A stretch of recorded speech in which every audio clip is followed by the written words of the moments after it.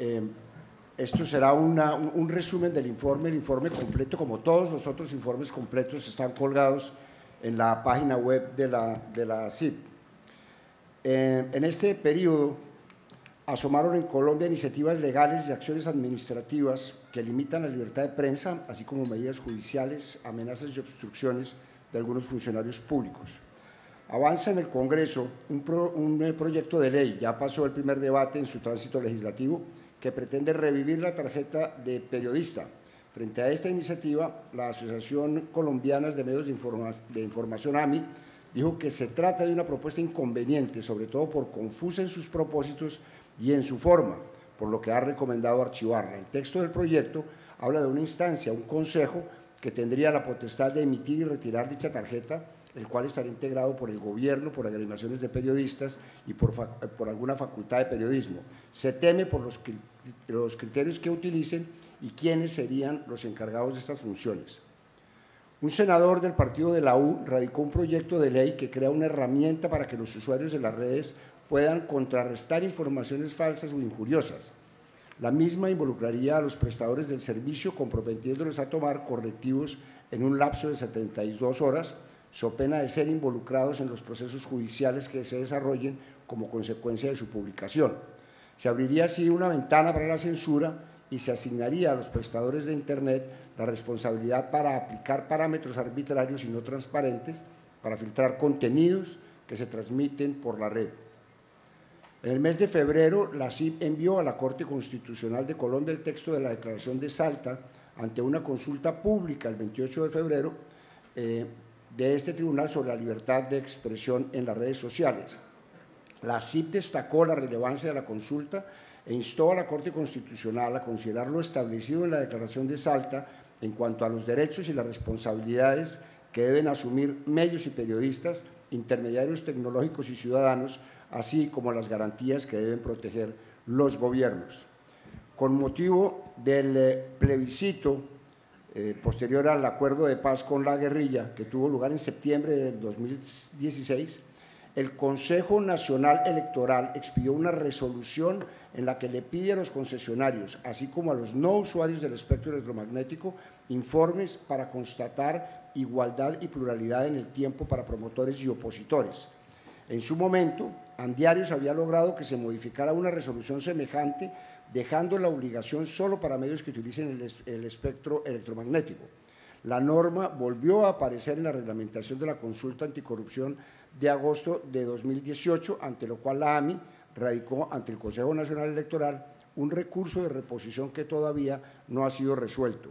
Más recientemente fue incluida también una resolución que reglamenta el Estatuto de la Oposición, aprobado por el Congreso en 2018, como parte de las leyes que concretaban los acuerdos de paz con las FARC. Al respecto, la Corte Constitucional, con ocasión de una demanda de inconstitucionalidad interpuesta por la misma agremiación, aclaró que tal obligación solo concierne a los concesionarios del espectro, por lo que sigue siendo inquietante que el Consejo Nacional Electoral no revoque esas normas abiertamente inconstitucionales. Una resolución de la Superintendencia de Industria y Comercio a propósito de una publicidad de una compañía telefónica móvil publicada en el periódico Cubo de Medellín exhortó a los medios para que actúen como veedores y revisores de sus contenidos publicitarios. Ante esta disposición, la AMI y Asomedios presentaron conjuntamente un recurso de revocatoria directa.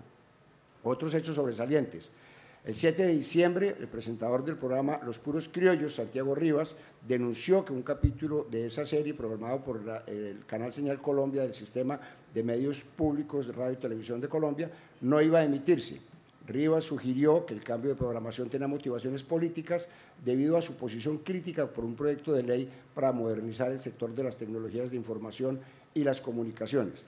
El gerente de la entidad negó que esta fuera la causa. Semanas después, sin embargo, una grabación de la reunión en la que se tomó la decisión dejó en evidencia el vínculo entre la postura pública de Rivas y la resolución del gerente de no emitir el programa. Este caso terminó con la renuncia del dicho gerente en el mes de enero. El 1 de noviembre, la fiscal 53 especializada contra violaciones a los derechos humanos decidió la apertura de instrucción y la vinculación de John Jairo Velázquez Vázquez, alias Popeye, y de Gustavo Adolfo Gutiérrez Arura, alias Maxwell, el caso que se sigue por el asesinato hace 32 años en Bogotá del director del Espectador Guillermo Cano. Tanto Velázquez como Gutiérrez fueron sicarios del cartel de Medellín al servicio de Pablo Escobar. Varios testimonios, incluido el del propio Popeye, sugieren que tuvieron relación con la planeación del crimen que hasta la fecha permanece en la impunidad. El 3 de diciembre, el fiscal 66 especializado contra violaciones de los derechos humanos declaró como crimen de guerra el homicidio de los periodistas del Espectador Julio Daniel Chaparro y Jorge Torres, ocurrido el 24 de julio de 1991 en Segovia, Antioquia, por miembros del Ejército de Liberación Nacional ELN. Para el fiscal, según la fecha, se puede determinar que el crimen ocurrió en el contexto del conflicto armado y contra personas protegidas por el derecho internacional humanitario.